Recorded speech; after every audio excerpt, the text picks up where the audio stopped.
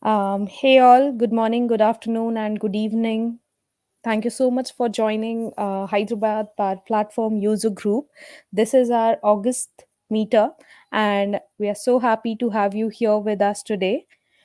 As part of our today's agenda, we have two sessions. One is presented by Nijo Joseph, who is a Microsoft MVP for business applications. And the session he's going to talk about is Bring Your Canvas Components to Model Driven Apps. Our second session is by Srinath Pega, who is a Microsoft MCT. And today he's going to talk about getting started with RPA. So that's all we wanted to cover today.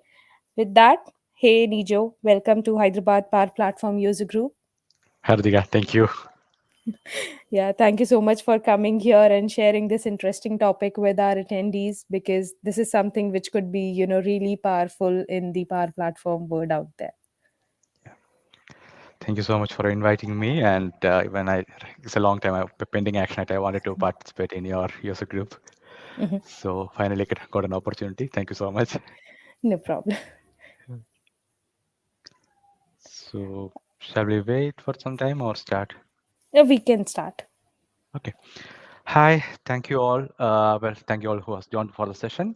So today's topic is bring your Canvas components to model-driven apps. So before we start, I'm not going to very in-depth session because Canvas component has been there for around almost 2 years now. It was earlier in preview. Now it's generally available. Canvas components and component libraries are already now available. But there is one more option recently announced. You can bring these components to your model driven apps. So we'll see how we can bring in. So I'll touch up on what are Canvas components and then what is component libraries and how we can bring those or reuse them in our model driven application. So before we start, this is a very high level overview about myself. I'm a Microsoft MVP working as a technical architect, and you can reach out to me over the social media platform. And I'm mostly active in LinkedIn, so feel free to ping me anytime in LinkedIn. I'm kind of online almost all the time, so you can reach out to me over there. So now to our presentation, Canvas components. So I think most of you already know what are Canvas components. So when you develop a Canvas application, you have a lot of options to create. You have label, buttons, icons, screens, you name it. You can use lot of components are available. You can set up the properties, you can add functions, you can use power effects in them. Even though there are certain situation, these components are not enough, you need to go with a custom or you need to customize them. So there are two options to meet the additional requirement. One is with additional custom code, which we simply call PCF controls. A pro developer can develop the code to build your own component as per your business requirement. Another option is called Canvas component. So basically, Microsoft or everyone recommends first go with the low code approach. Let's say if we need to meet or if a business requirement is not sufficient cannot be met with the local standard components, you can first try if it is possible with the canvas component, or if it's not possible, then you can go with the PCF control. So now we are checking about canvas components. So these are reusable custom components you can create in your application, and you can use this across different screens and reuse them. So we'll first flip and see how you can create a canvas component. So let me flip to my browser.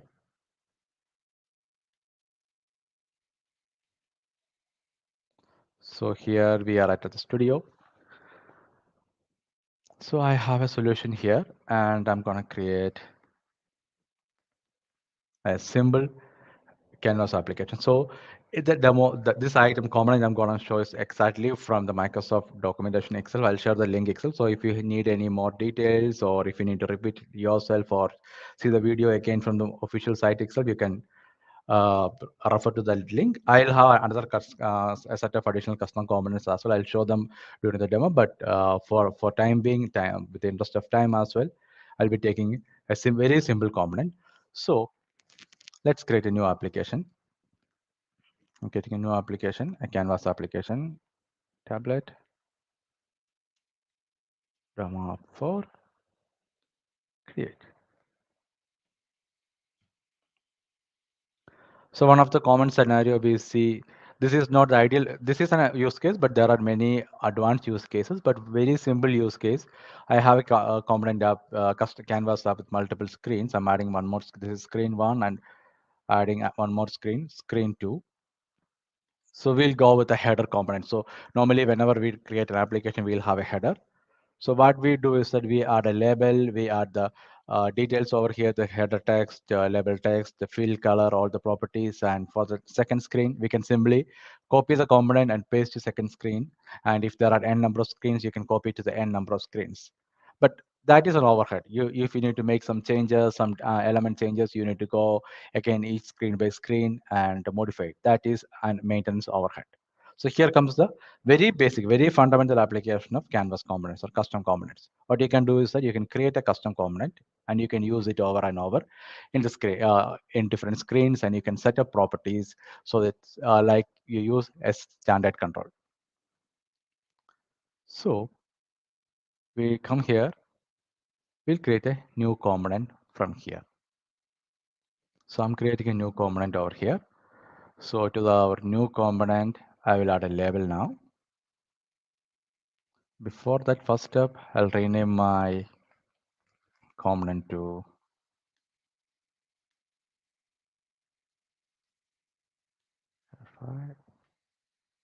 renaming it to header 5, and I have a label over here, same as we do standard headings.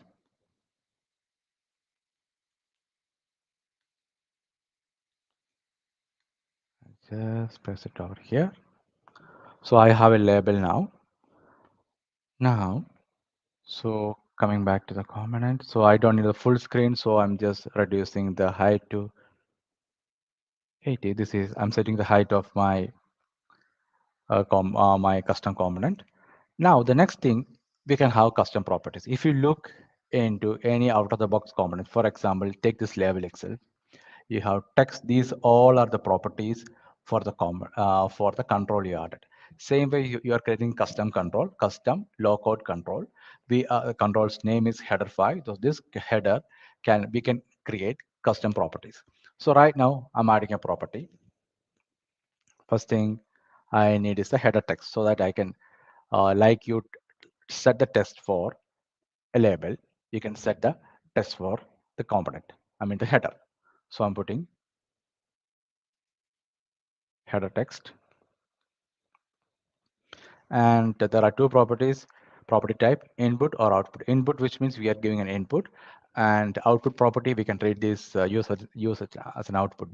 In advanced cases, the control can do certain calculations or operations, or if they want to display out or pull up some data, so you can use the output property. Right now we are giving the header text, so I'm keeping as input, and data type is text, so I created one. Then for a control, again, I want to add another control for the fill color. So I'm adding one more thing.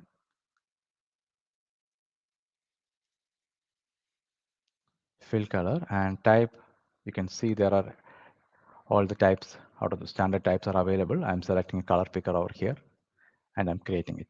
So now I have two custom properties.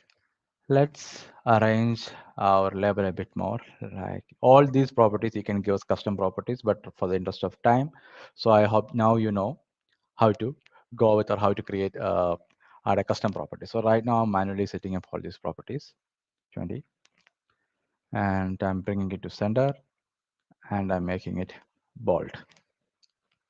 So now I have created a header component with some basic with a label and text. So coming to here again, for this text, what I can do is that for our header component, we have created a property. So what I can do is that header 5 dot header text. You see the same approach, same way we do out of the box controls. The properties with the dot I can use. Now for this label again, if I want to fill color, I can take the fill.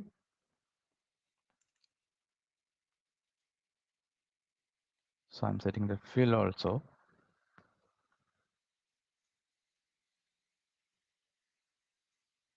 Header 5 dot fill color.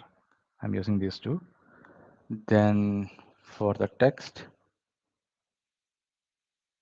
we'll change the text color to white. This also we can set as a custom control property. So I'm making it. Okay. So now we have a simple custom control ready. So what all another thing what we can do is that we can set default values for the properties we created.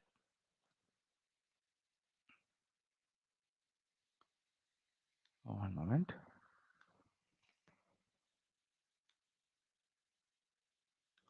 So these are the two controls properties I had defined, and here I need to save it first. Text header text is available here, so I'm setting the property value from here.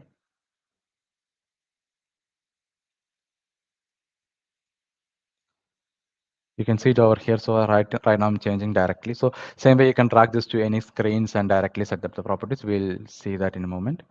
So fill color also I'm giving another value.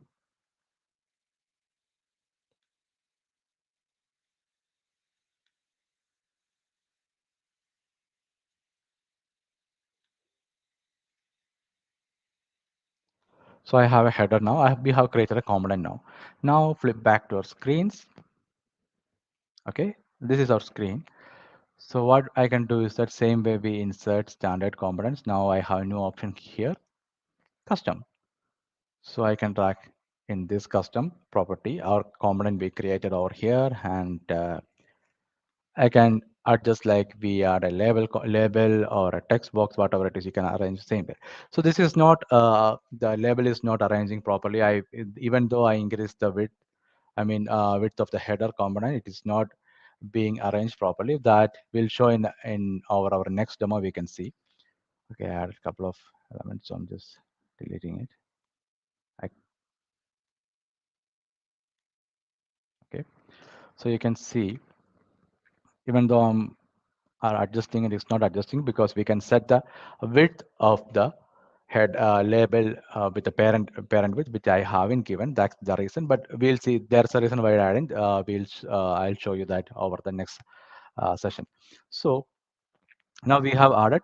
Coming to the second screen, again, if I want to add some comment in this screen, I can click on the button, go here, custom, I can add a header over here. The same way we add standard text boxes, and I can change the properties directly from here because I have added the component, or these all are available from here as well. You see over here, or you can come here and you can see the properties. We can change the fill color directly from here. Let's say for example, red, and I can change the text as well.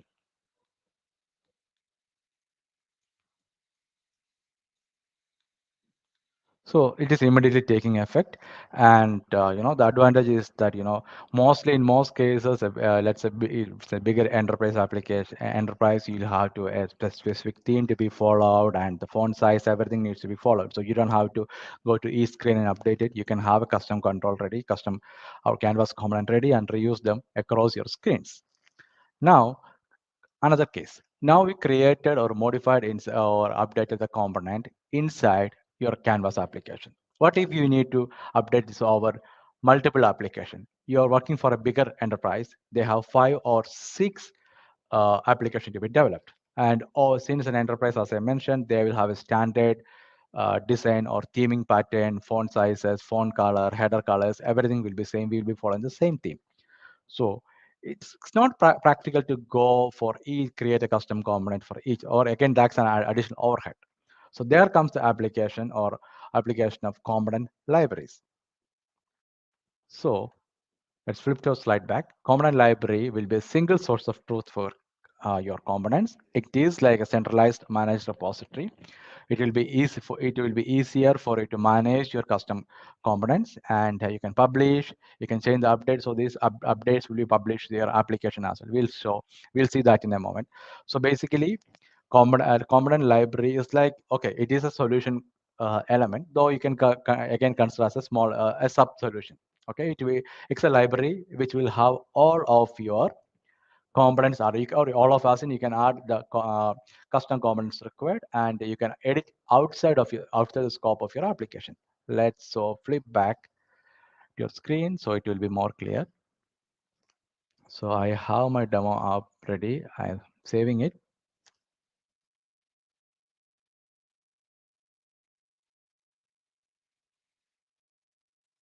So let it save. It's taking some time.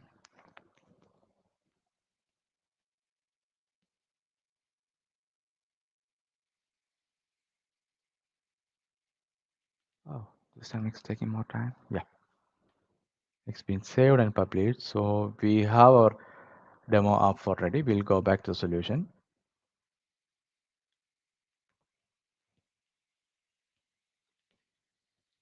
So solution has a component called component libraries. You can create a new component library from here. More component library is there. For now, I have an existing component library, which is called demo library. So this is a collection of the components I have. I can have multiple libraries. Let's say, for example, for each purpose or each theme, I can have different libraries, or each business area I can have, or based on the requirement.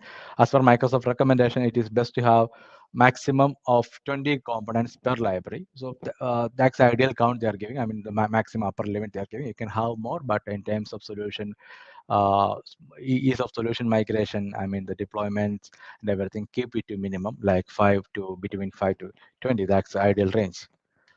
So these are the library. I have different components. I have multiple header components. I have a menu component. These are the different components available in my library.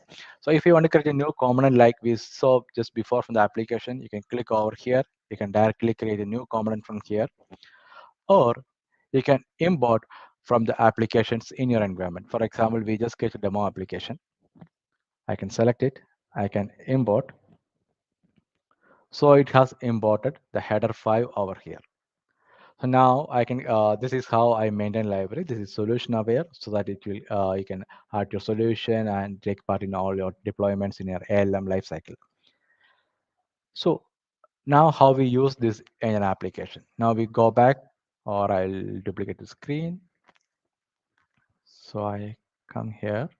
We'll create another application in the solution. I'm going to create a new application, Canvas app,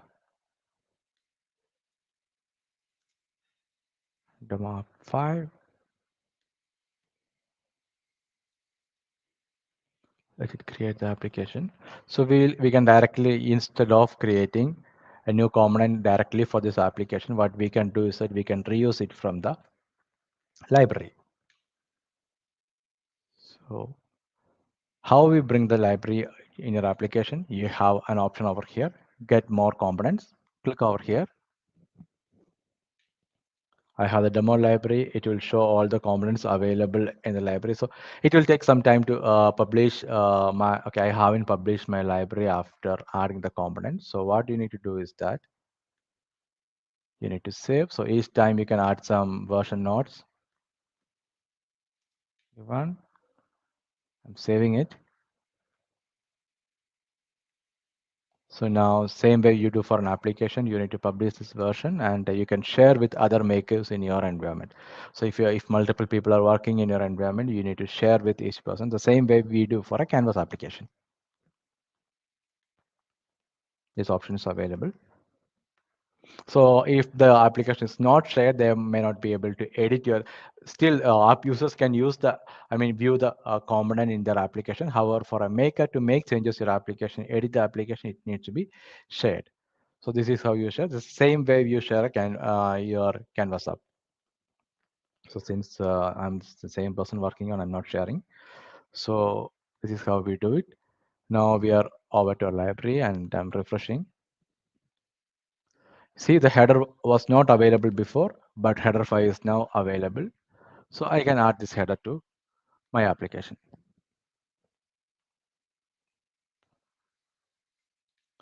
So this is available, and live. You can see in the previous case when I created a custom component, the custom dropdown was available. But now since I added a library component, I have the library components tab available. So I'm adding that to screen, and I'm adjusting again. But this is the header. The label is not adjusting automatically. So what we'll do is that for now, I have saved my application. Demo app is saved.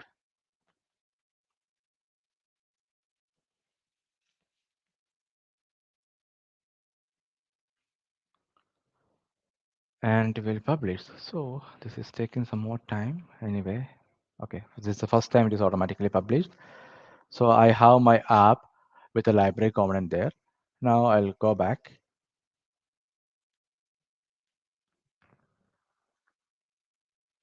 I'll come to my library. I'll open the header file and make some changes. It's already open. That's fine. So as I mentioned, this library will be a single source of truth for the component. So this is a place where I modify. I don't have to go to the application and edit the component. Though if you attempt to edit over there, this is a that's a significant difference which every time you need to understand. Right now there is a dependency between your library and your Canvas application, because that library your application is using a component from this library, like we have a solution dependency. Exactly, this will have a solution dependency. If you try to deploy this application without including this library in the solution, there will be dependency error and solution deployment will fail. Or else, if the library is already not there in your target environment and you're deploying without the component, there will be an dependency error thrown. So there is a dependency. However, if you directly go, once you have added a library component to your application, directly editing try to edit the application, the component inside the application, this dependency will be cut off. That will be a separate application, so that if any changes making in your library, that won't be reflected over your application. But in our case right now, we have added library component and we are coming back to the library and editing it directly from here. So I have the label. So what I do for the label is that for the width of the label, instead of hard coded one, I'll do a parent dot width, so that it will be adjusted with the width of the parent header component. So I have saved it. Now I'm publishing it.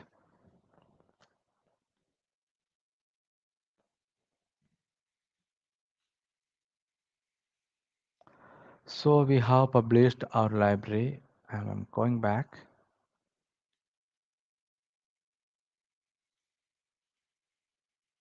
So for the make is coming to the application, our first demo of 5. I'm going to edit it. So I had added a component and I came back to the library. I modified the component which I added to my library. So now as a maker, I'm coming to, or again trying to edit the application. So there are two options. See, since I made an update, it is showing a library update available. So sometimes, it may, this publish may take some time, or back and it is taking time. It may not show here. What you can do is that you can come here and, for the components, you can search for updates as well.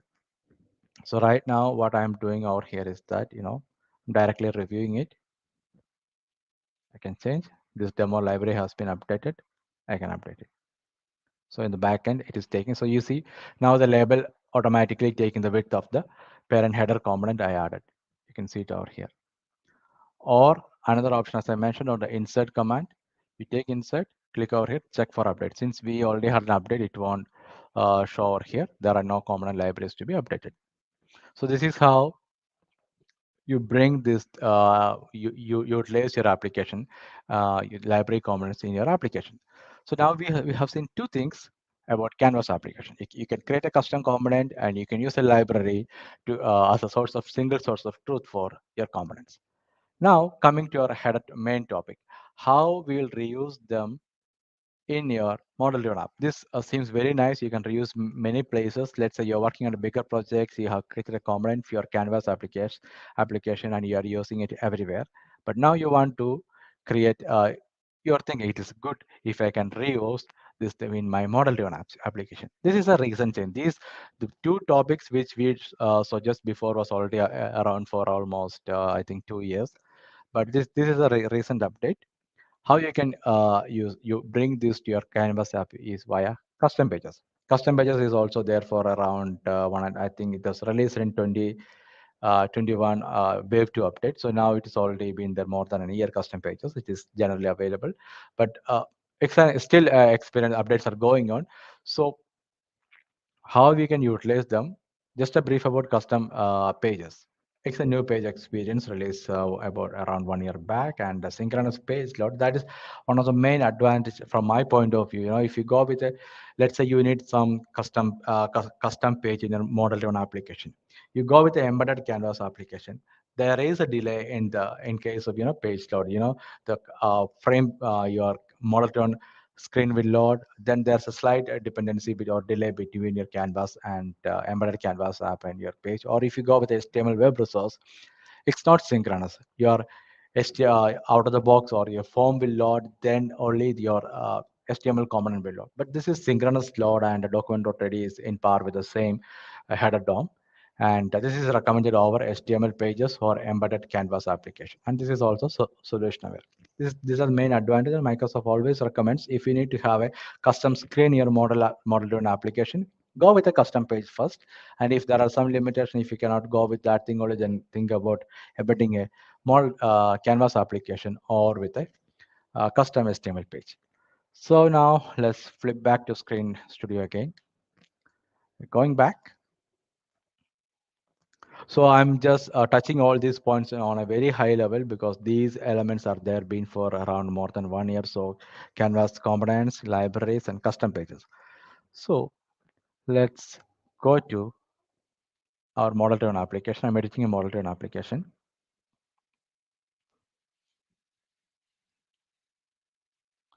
Let's say I want to add a new page. This is my model driven application. I'm adding a new page. I have an option called custom. You can go with the application Excel. It will show what kind of application, whether it's a app or a custom page you need to create. So right now I'm adding directly from the app model driven app editor. So I have selected new, and I'm giving new. Okay. It components.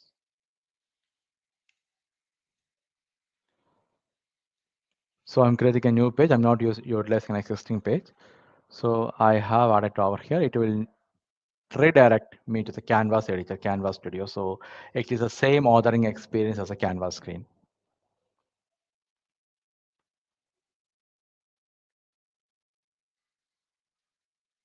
So let it load. The editing and everything is exactly similar to you use a Canvas application, or instead of a custom page, you can simply call it just a Canvas page itself because it's almost same. So I have one screen over here. You see, it's almost same. There is no difference, but there are some limitation in terms of the controls you can use. You can navigate to the non-limitation page. There are certain non-limit already limitations are there, but still it serves the purpose for almost all the standard scenarios. So I have some settings. I'm just upcoming features.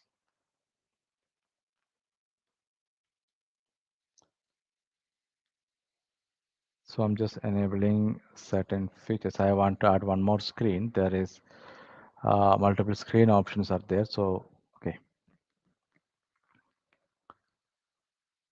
Classic controls, I have enabled them.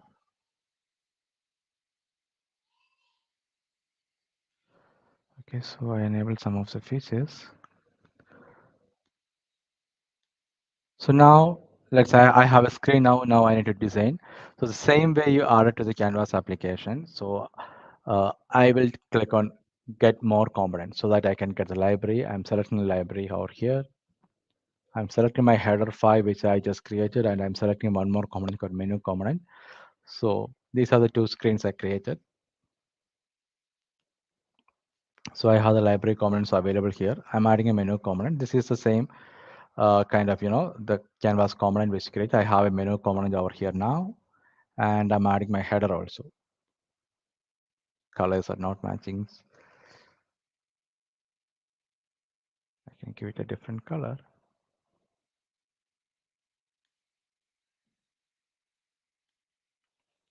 Okay, so you can see in the custom page, I have brought up my two components, and maybe for this thing, I can have another button if I want.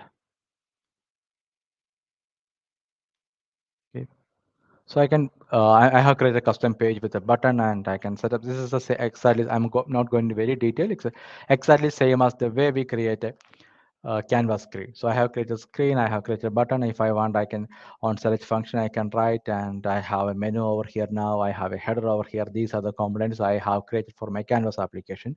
So I can reuse them in my model-driven application as well. So I have created it. I'm saving it. Okay, I already have it. So, okay, I'm gonna publish it. So it is being published.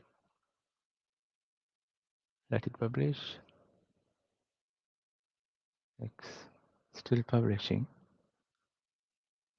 So another thing you need to note is that whenever you modify your custom page, you create a custom page for your model and application, you need to publish your model driven app again, because this publish won't take reflected in your model driven application directly, because I have directly created a canvas screen, and I have published it, but the canvas custom screen has been published, custom page has been published. However, your application has not yet been published, so you have to go to your model driven application, so you can see the notification. This is the first time this will be shown. Okay, I'm saving and publishing it. But for the second time, let's say you directly went your solution and you modified your custom page. But if the model-driven application is not published, this change won't be reflected in your model-driven application. It will be taking the latest or last published state when the state of the custom page when your model-driven application was published. So I'm publishing this one.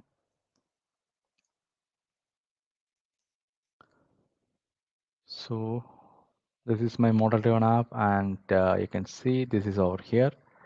And if you click here, you can arrange the navigation, you can move it up or down. It's the same model driven app editor. You can change the where you want to present these custom pages. Can be called as a model window, model dialog, or a site navigation, or you can call it from many places. And you can use power effects formulas like all the standard effects formula. You can use navigate, confirmation, all the uh, power effects can be utilized. Or in a model application, you can use the client API JavaScript to call or navigate your custom page with a parameter of your current screen, current record. All these can be possible. So I'm not going to all the details, but these are the things possible. And this is how you bring your Canvas components to your model-driven application. Now you can see I have a standard model-driven application, and just let's play it. Model-driven application with a custom page where you are utilizing, okay, ignore this alert, with your pages which we created. You see over here. So now we are utilizing the same header you used in a model and application. So let's say you're working on a bigger application, you need to maintain all things in sync. Let's say you create a custom button, a standard button as a custom component with some additional features, or you create a slider, or you created a menu like this. So you can utilize the same in your model driven application. So this button doesn't have, this menu doesn't have a functionality I have added, just the display purpose I have added. So you can see over here I have created a menu. I'm utilizing them in model-driven application as well as my Canvas application. I have created a custom header. I'm utilizing them in both my model-driven as well as Canvas application. So that's all about my demo. Thank you. I hope this was useful. These components, as I mentioned, this was there around for some time, but this option was recently enabled. So this is how you bring your Canvas custom components in your model-driven application. Thank you. Hey, thank you, Nijo. That was so cool. I mean, I do have two questions for you on the chat here. So, Okay. shall I read it out to you? Yeah, yeah. Okay, so first one is if I reference a Canvas component from component library and export my app to another environment where the Yeah. component library does not exist, will my component work? So basically, as I mentioned, see if your solution contains that component library, it will work. Let's say if it is not there, it's like a solution dependency. If you're familiar with the model-driven application, you know, right? You order a component, but the dependent, let's say, lookup or a view, dependent view is not in the solution. It will fail because of a dependency issue. It works the same way. Let's say in my model-driven application or Canvas application, I add a library component. Now there is a dependency. If you go, if you're familiar with the solution elements, if you go to the solution dependency, you can see there is a dependency. So it needs to be there. Mhm. I hope I Okay, was able to answer. yeah. And the next question we have is, how can we use any components in any of the project outside solution or different environments? Different environment. I mean, the same way, you can export the solution and you can utilize in there, or there is another way. I mean, that's a classical way that is not recommended now. Before the solution, this library was allowed, before brought up. The previous option was you can export the same way you export your canvas available as a file, and you can import to the target environment, but that is not recommended now. The current approach is always you export. Let's say it is in a different environment, you can add your library to a solution, as we can see over here. Now, this is my solution. You just need to take only this library. You create a new solution only with this library, add this library to your solution, import your solution to the target environment, and you can utilize that components in the target environment. I hope that answers your question, Govinda. If it doesn't, please drop a message on the chat and I You can can, share it with Nijo. yeah, you can drop, or feel free later. Or also, if you want more details, feel free to ping me in LinkedIn. I'm happy to help. Yeah, I shared Nijo's LinkedIn URL on the chat. So, anyone who has a question, you can reach out to Nijo directly on LinkedIn. I'll paste one more link. This is the same header component where Microsoft official documentation is there. I'll pasting that in the chat as well. Let's say if you want to refer more and see more details, you can go to the same link. This is the reason I use the same component which is in the Microsoft documentation itself. But the menu component is slightly different. Still, there's a sample menu component also in the same page, but that this is slightly different than the one I showed. But you can tweak it. Like the base is the same component in the Microsoft document, but I try to add some colors and the different icons and different elements to that thing. But in fundamental, the principle is same. So you can refer to that as well. Mhm. Okay, so looks like those were all the questions we had on the chat, Nijo. But thank you so much for joining us today and presenting this cool new feature with the Hyderabad Power Platform user group. So thank you so much for that. Thank you, Ritika. Thank you, team, for inviting me. And yeah, that, Okay, so that was Nijo, guys. Now, next up, we have Srinath Pega, and he's going to talk about how you can get started with RPA. So, hey, Srinath, can you hear me okay? Yeah, I can hear you. Can you Okay, can you hear me? yes, Yeah. perfectly fine. Yeah. Okay, so if you want to go ahead and share your screen, we can get started.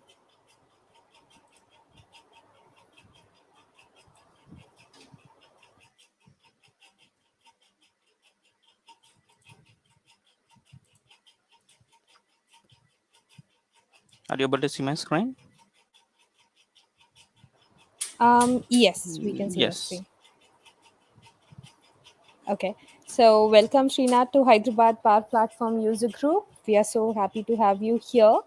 And if you want, you can start now. Yeah. Thank you, Ritika and Yash, inviting me for the Hyderabad Power Platform User Group meetup. So, myself, Srinath Pega, I'm a certified trainer for Power Platform and Dynamics 365 CRM. So I'm working as a senior consultant. These are my social links. Even I have YouTube channel where I post a couple of videos regarding the Dynamics 365 and Power Platform. And this is my blog where I post on blogs. Right now, I'm posting one of the series regarding RPA. Please go to that website every Wednesday and Thursday. The blog will be posted. And moving on to the session agenda. Um, this is session is for people who wanted to start with the RPA, or confusing with how to start, where to start, and what are the components. Just basic introduction to the RPA to get started. That's we are going to demonstrate here. So this is agenda, just overview of RPA and prerequisites to start the RPA. Installation of Power Platform desktop. So that is right now it's a free for Windows 11, but we need Windows 10 or prior version. We have to install it in a way, and we need to register the system to the Power Automate for desktop. So that is also we're going to see it. And also we need to add the extension to the browsers, either Edge or Chrome. So that's we are going to see it. So prerequisites which we mentioned, we should have Dataverse environment which enable the Dataverse, because it's part of the Dataverse. And then we need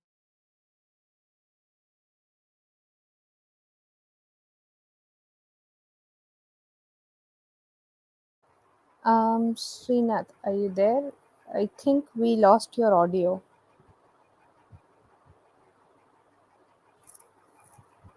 Hey, Srinath, can you hear me?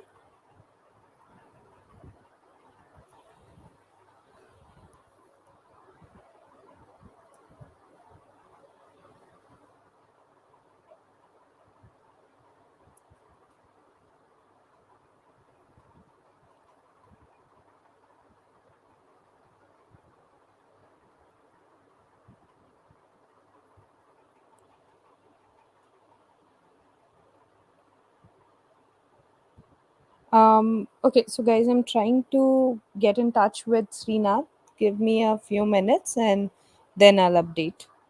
Thank you.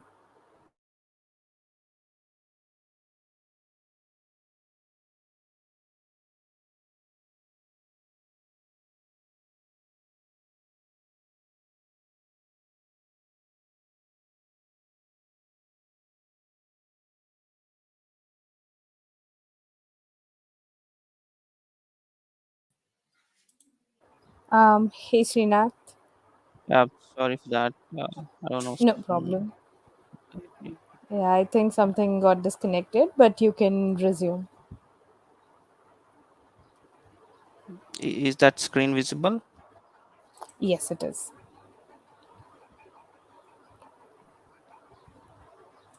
One second. Mhm.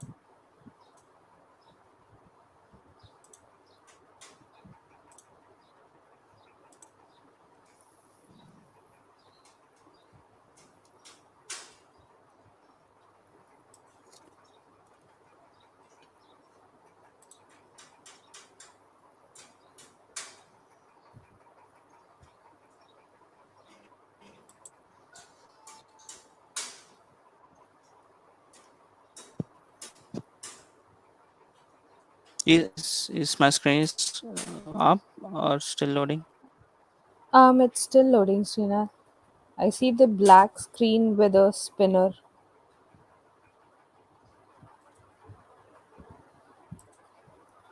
Do you want to maybe reshare your screen? Okay, it's visible now.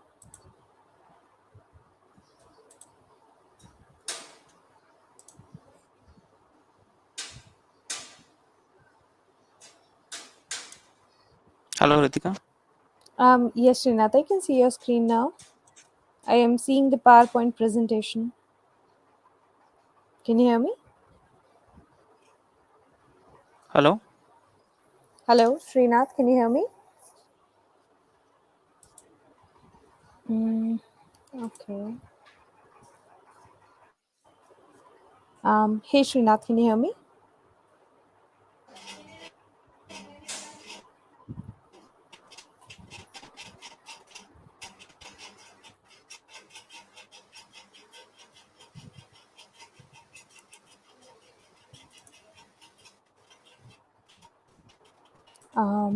Just checking in. Hey, Srinath, am I audible?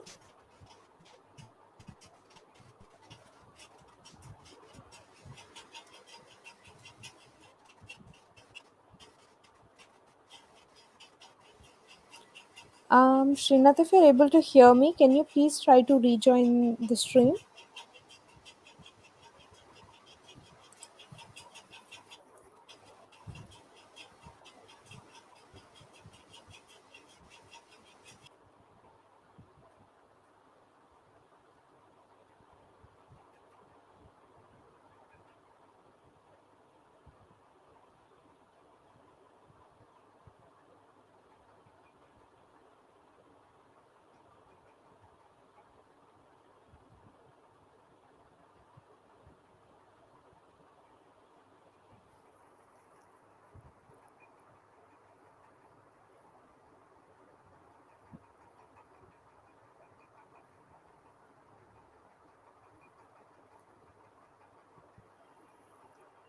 So I'm checking with Srinath what's happening. Looks like there is some connectivity issue. I'll update back in a few minutes. Thank you.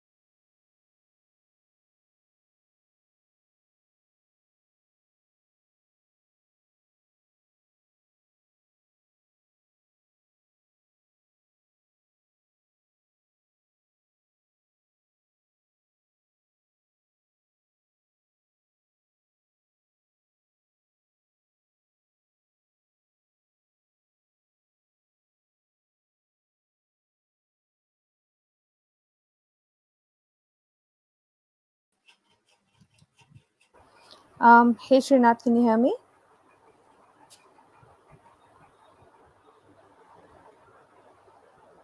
Um,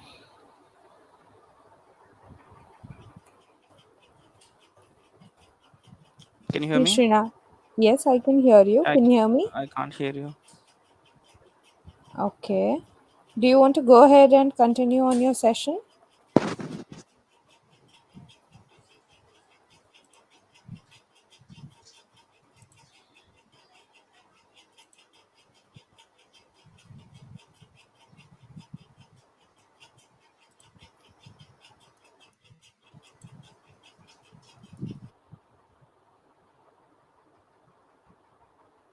Hey Srinath.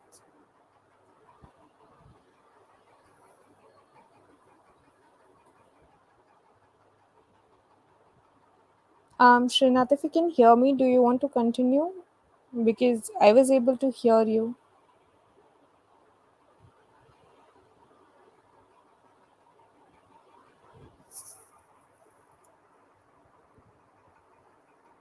Now you are muted.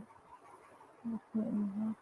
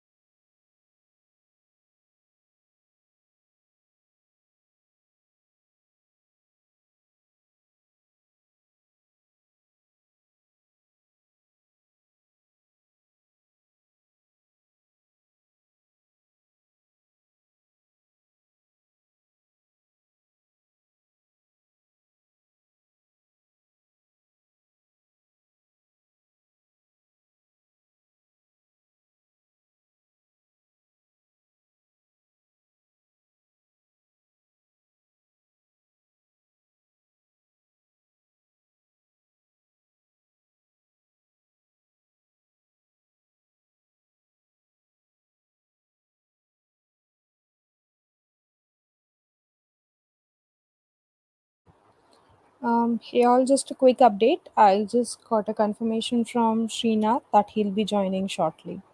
So let's give him a few minutes.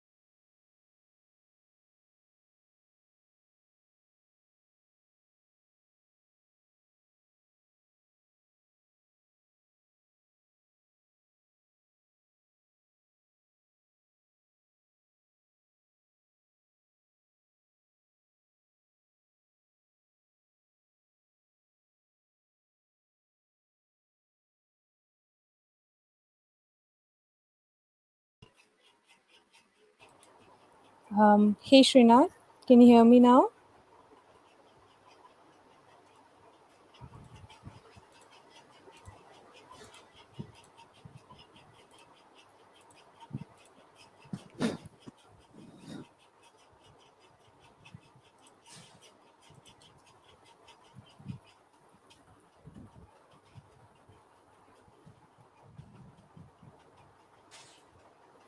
Srinath, can you hear me now? Can you hear me? Yes, I can hear you fine.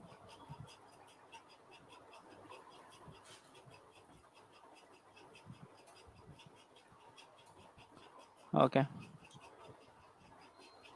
Can I go ahead? Yes, sure.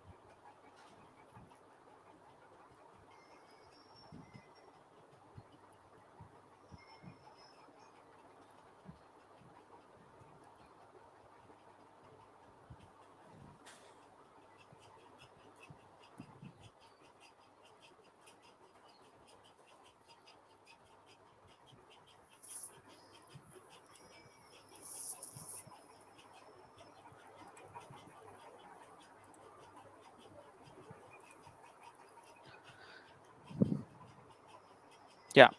So Power Automate desktop will have two things, which is the console and Flow Designer. Uh,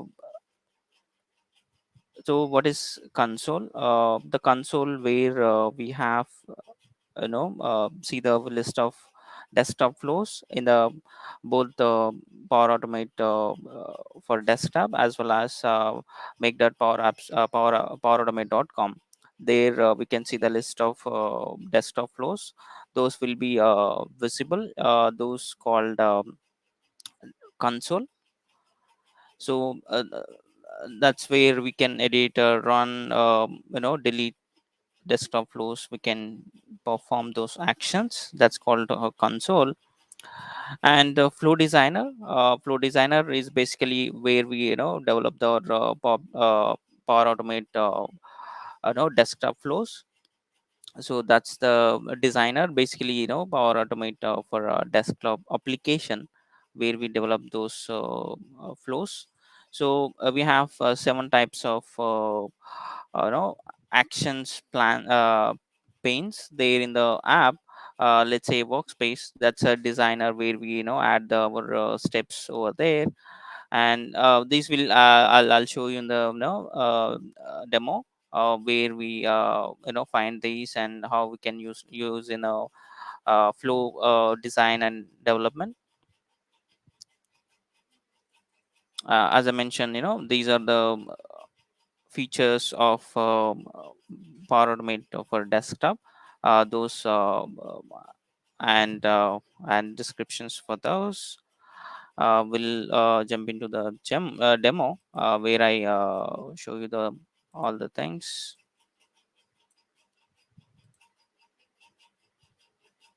So I'm on Power Automate environment. So this is my environment which I'm going to have my RPA flows. Click on my flows. There we can see our desktop flows uh, in the desktop flow tabs. Right now I have a couple of these are the flows which I have already created in my system. So to get started, to create the flows, we should be install Power Automate for desktop app. For that, there is an option to download the exe file, setup file, to install into the system. To download that, just by clicking here, it will download to the system. Yeah, it's already start downloading.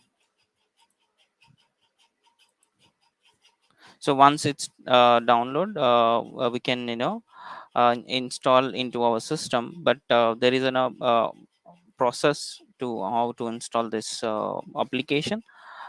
Since this application already installed into my system, some of the steps I'll show you, but yeah, let it download.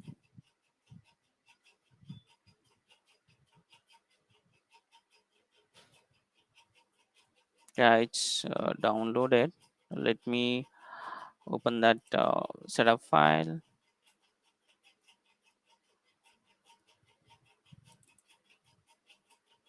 Yeah, it's I just yeah, it's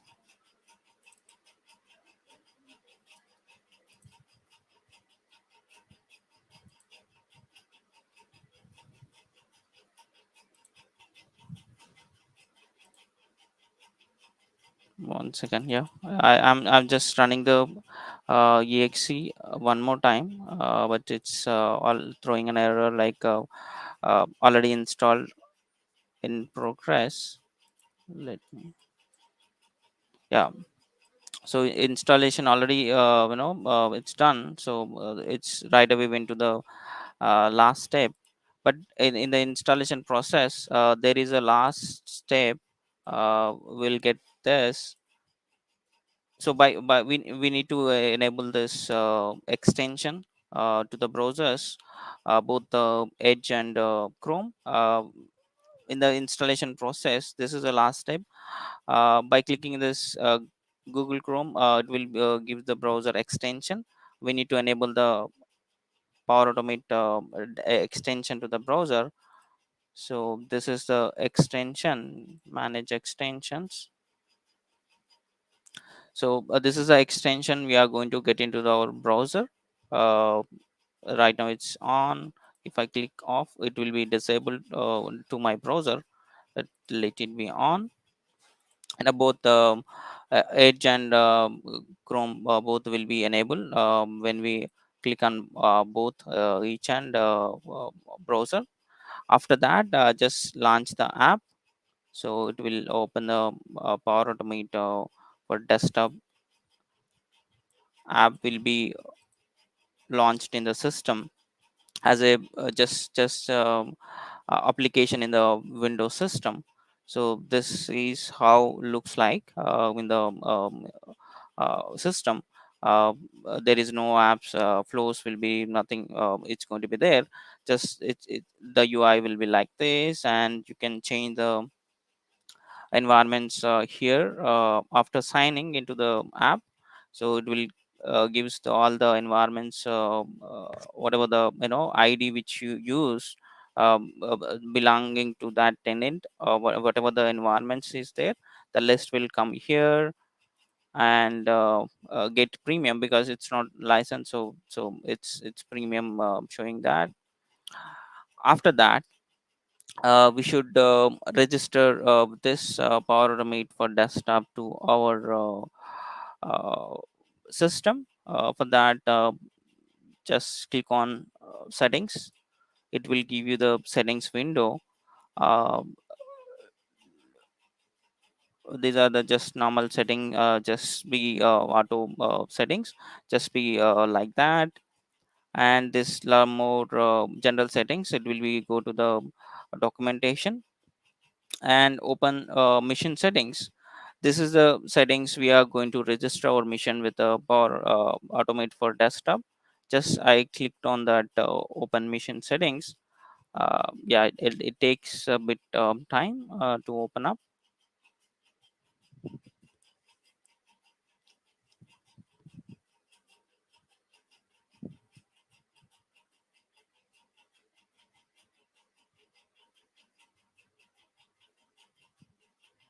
Yeah.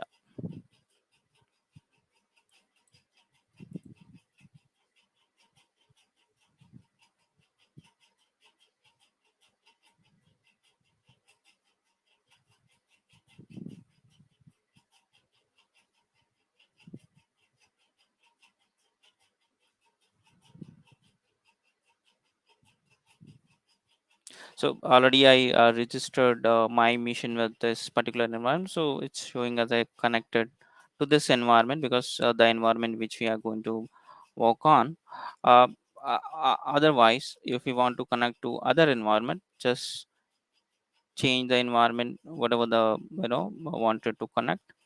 If I select this,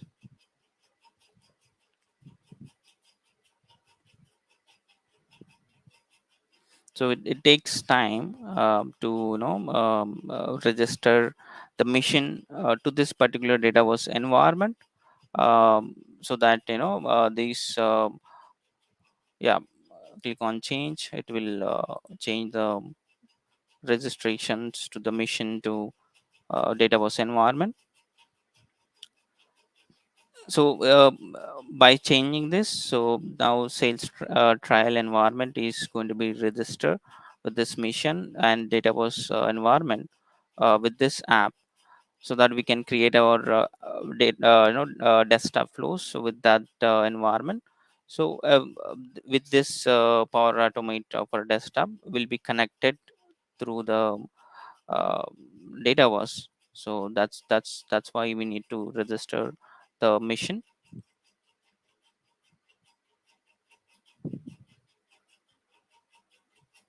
Yeah, now it's registered this mission to this environment, so that it will be connected. And if any mission groups, so that we can add the mission groups, something kind of VMs, and troubleshoot if you have any issues with the system, so we can get the machine logs and change the you know like any connectivity problems, so that we can get the issues here. So let me close this. Since environment, let me go back to the our environment.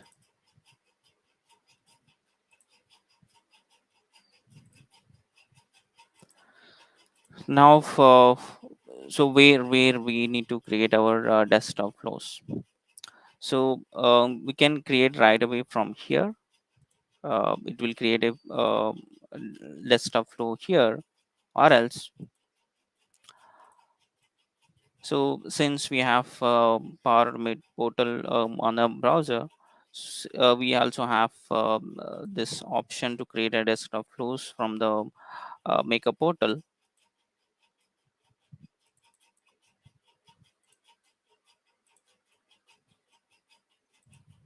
So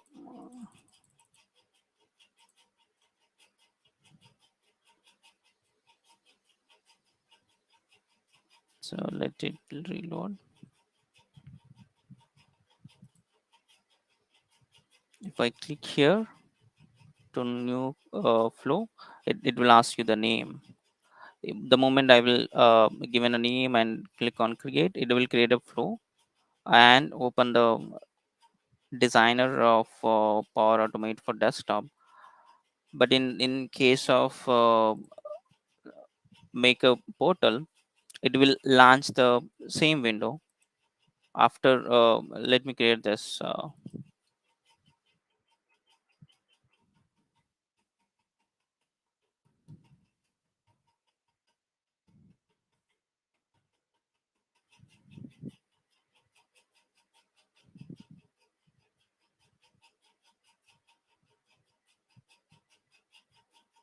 So it will open the, now this is a console. Now after click on create, it will open up the uh, designer for Power Automate desktop.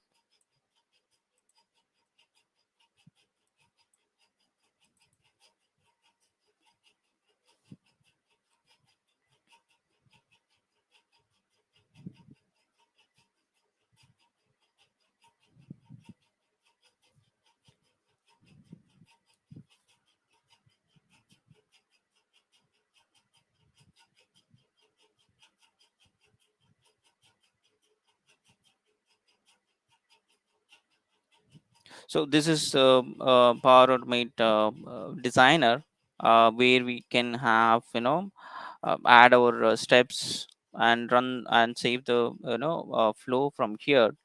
So as I mentioned, the seven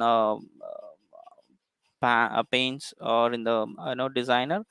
So this is a action pane. So all the actions to be added to the flow as a steps, these are the categorizations, and that we have different kind of actions. So based on the requirement, based on the type of flow we are going to use it, so we'll going to add the respective actions to it. And another one is subflow and main flow. So in any case, we are calling subflow in the main flow together, performing one particular certain actions. So we create another flow, make you consuming the main flow. So that's called subflows. And this one option is record. This is going to be record our screen steps, which is UI flows. And this is a variables, variable flow variables, which we are going to use in any flow. All the flows will be come here, and input variable and output variables. If we create any such variables to be used, so those comes here. And as I mentioned, these are the UI elements. When we record in a screen, it will create in a elements, which is UI elements. Those will be added here to be used in a desktop flows. This one images as same as UI flows, any images. So though from that images, we're going to create an UI element to be used in a flow. So this is the way we created a, RPA from the Power Automate for desktop. So let me close this.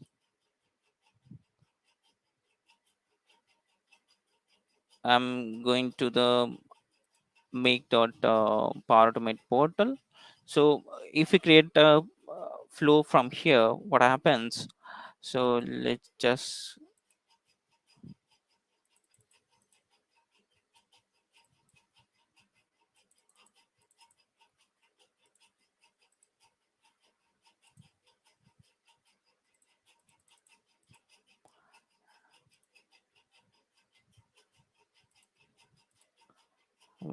yeah, it got stuck. Okay. So the moment when we create a flow from there, so it will ask you the name, but it launched from the screen, this screen itself.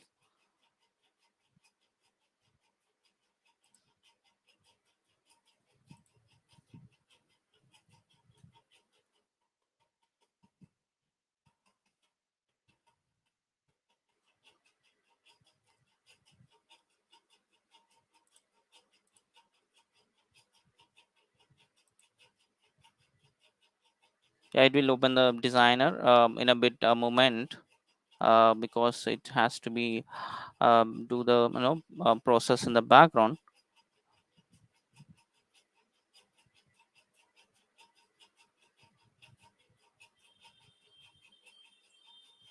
Yeah, it's still coming up.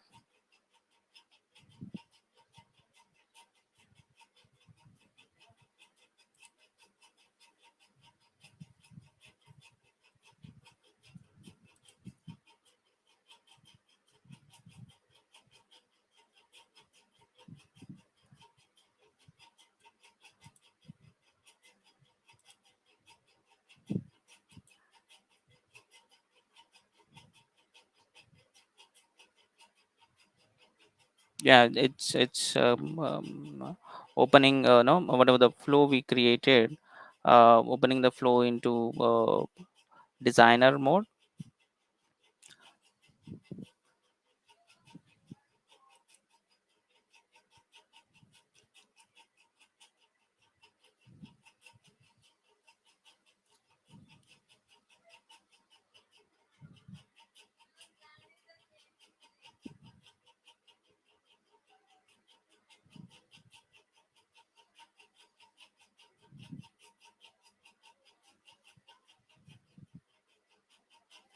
Yeah.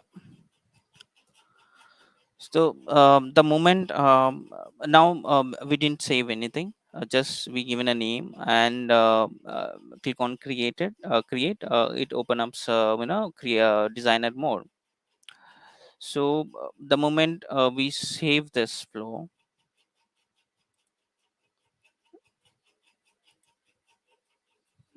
it's saving now. So now this flow got saved. Now we can see it on the make that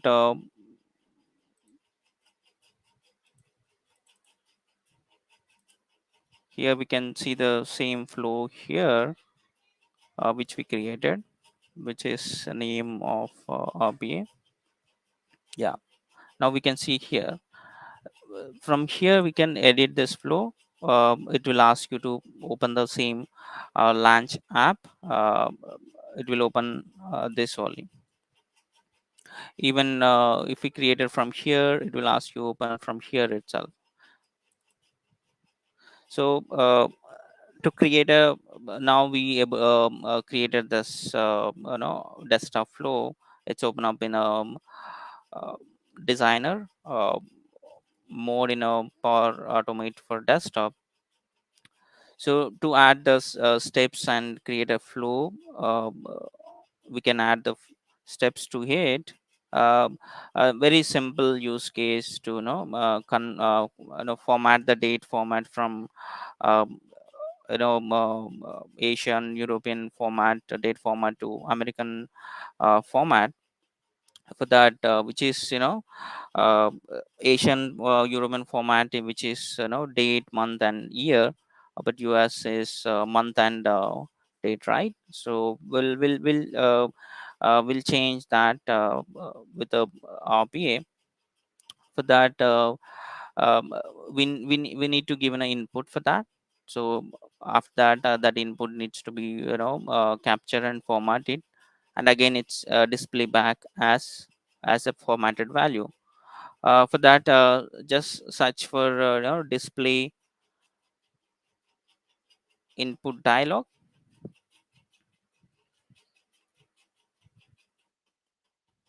uh, by double uh, clicking, it will be added here, or else we can drag and drop to the workspace. It will be added, as well as it will ask you the whatever the values to be filled. So it's asking the input dialog title, which is basically the name. Please enter the date,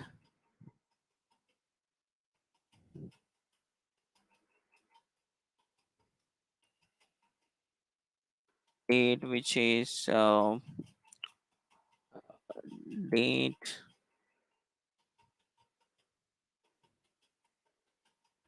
and year,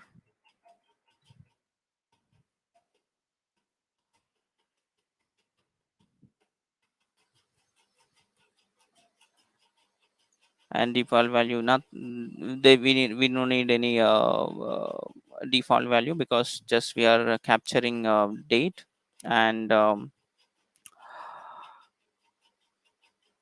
formatting, and later message to the, again messaging into the end user as a formatted. So let's save this user input, which whatever the entering, this is the user input. So now it's added as a variable user input. Whatever we enter, it will going to be stored in the user input variable. Then it will be consumed in a later steps. Now we enter the date, it's going to be captured in here. The date has to be get the date and formatted. So for that, there is an action called convert date time to text.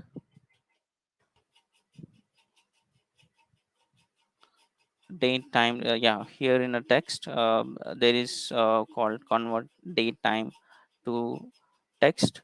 So let's double click. It will going to add here and ask the input values. So date time to convert, which is what is the input for this. So as I mentioned, here we are going to have the date which we enter as a Europe format or Asian. Just yeah. So format to be used, just custom. So whatever the format we wanted to be have,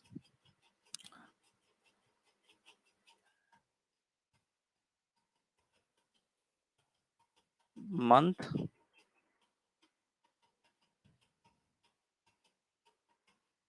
date,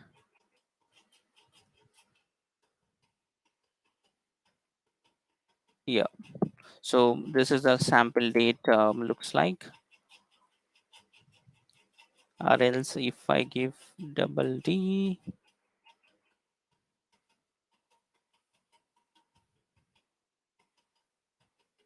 on save. So now the formatted date is going to stored in this formatted date time variable.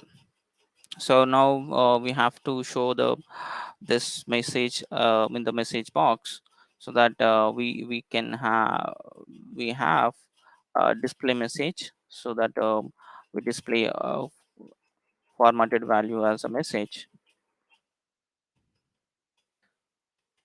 Display message, just double click over here. So message box title,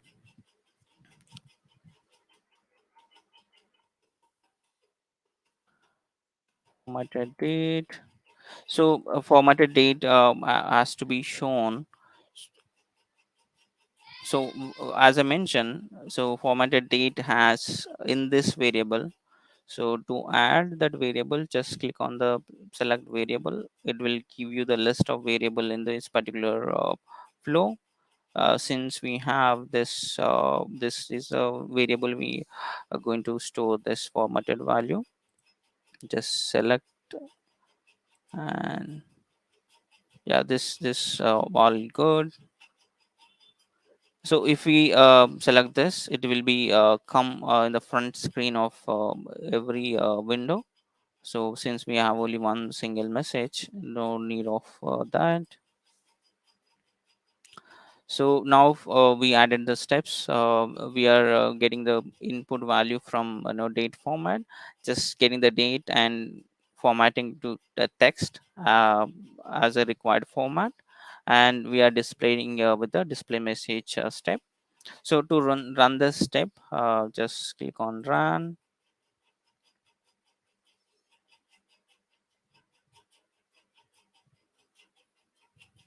So this dialog input is asking, um, let me give date.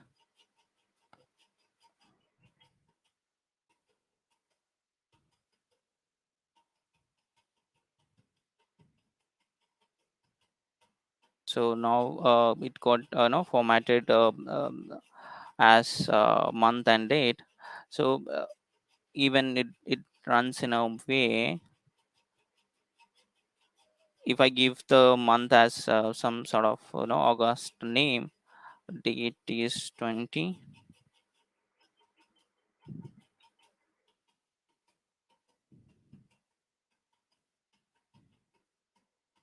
Even it's giving the required format. So this is how this is a very basic desktop flow. We can format these things. We have bunch of actions to be performed. Any advanced desktop flow also will be um, uh, create like this, taking action from here and giving the required inputs and form variables, so it will be execute in the way in which we develop. So I have one flow got created. I'll show you what it does. So this particular folder, let's launch in Power Automate Desktop.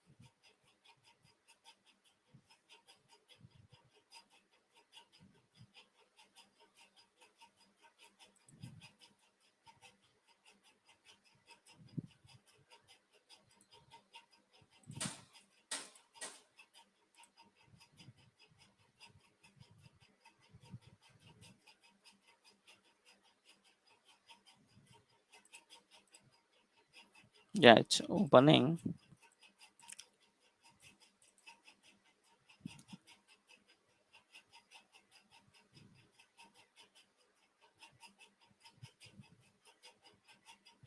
So this particular desktop flow is let me open up this action called gets special folder. It's going to be targeted the folder directory, which is a desktop, entire desktop, all the desktop folders and everything.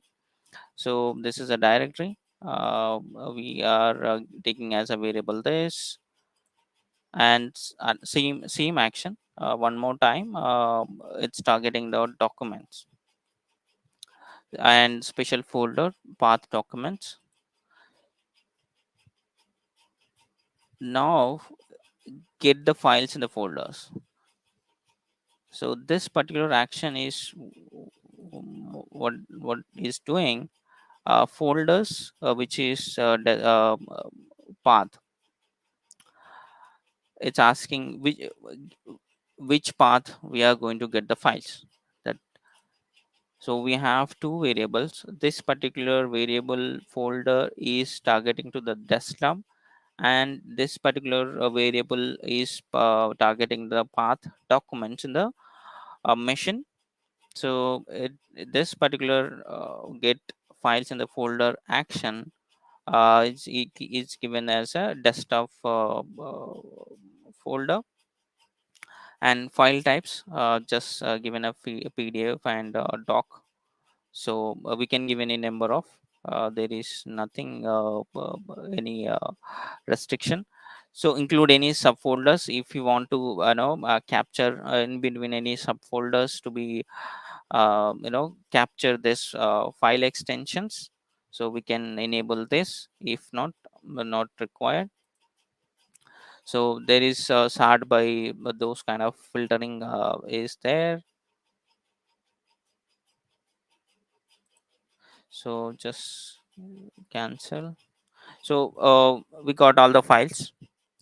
uh, Getting the files from this particular folder, matching the file extensions PDF and doc, and store them into the files like variable.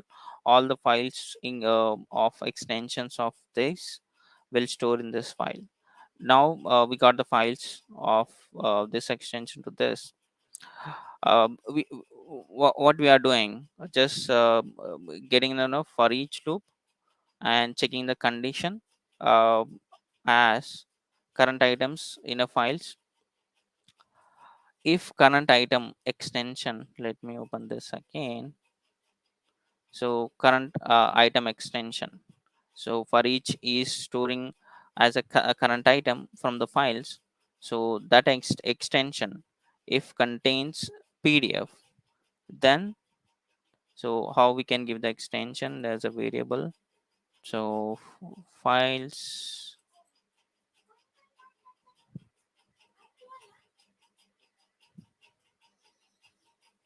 once again.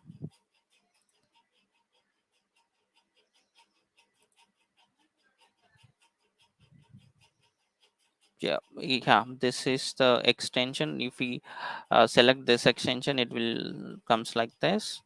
So current item dot extension, case sensitive. Then move the files to let me open back this. So file moves to current item. Destination is this second path. So this is the second special folder. Document store in a special variable documents. Move it to this particular location. If the file exists, do nothing or override. Whatever we can do it. Let's save it. So this desktop loop does just grab all the files from this desktop, which extensions of PDF and doc, will move it to this particular documents folder. It's already run the this flow, and all the files got transferred to this particular path. So what will I do? Just change this. I'll show you the path, and I'll rerun this flow back. So now all the these documents and these are the files, so the PDF files. So just change this path names. So let's back to desktop.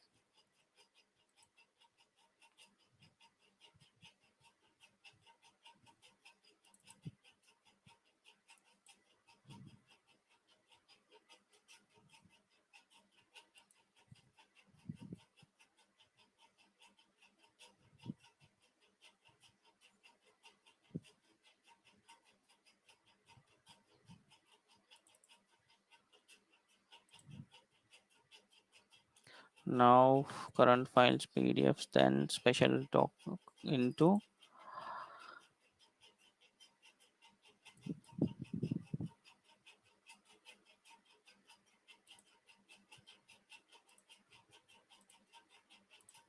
Just I'm pulling into document folders into desktop again. Let's click on save.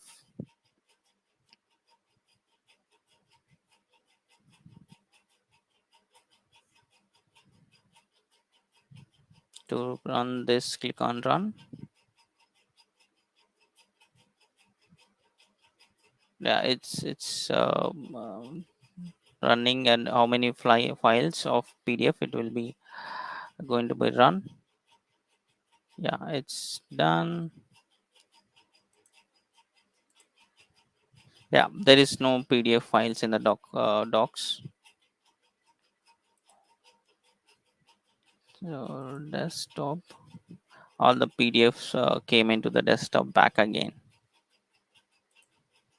So this is how, this is one of, classic example, moving, this kind of repetitive works or any kind of automation works. So we can use this RPA. Yeah, that's all from my end, Ritika. Okay. Thank you, Srinath, for sharing all this information.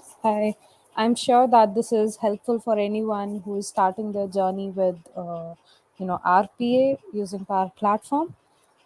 So thank you so much for that. And I do have one question on the chat, which is, can I run various runs parallelly using desktop flows? Yeah, it can be done. Okay. So at this point, I don't see any other. Okay, no problem. Please go ahead. I think you were saying something.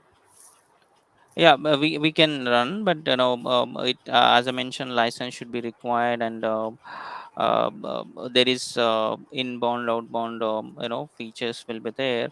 Yeah, it's a matter of, execution time. If it is a smaller execution, we can run it with larger flows. We can run in a, from the VM machine, so that we can run. But Hmm. in physical system, may get any issues sometimes. Okay. I hope that answers your question, Richard. So, with that, Srinath, I don't see any other questions on the chat, but I have shared your social media credentials so that if there are any questions related to RPA, the attendees they can reach out to you directly. Yeah, thanks, Ritika and Yash, and for having me on the session. Yeah, thanks. Thank you, Srinath. Yeah, So, with that, that's all for today. We'll meet next month with another set of sessions. If you think you have something that you want to share with the community, please reach out to either me or Yash and we can help you find a slot in one of our coming meetups. But with that, uh, we are done with the two sessions we wanted to present today, and we'll meet you next month. Thank you so much for joining, everybody. Take some rest and thank you. Bye bye.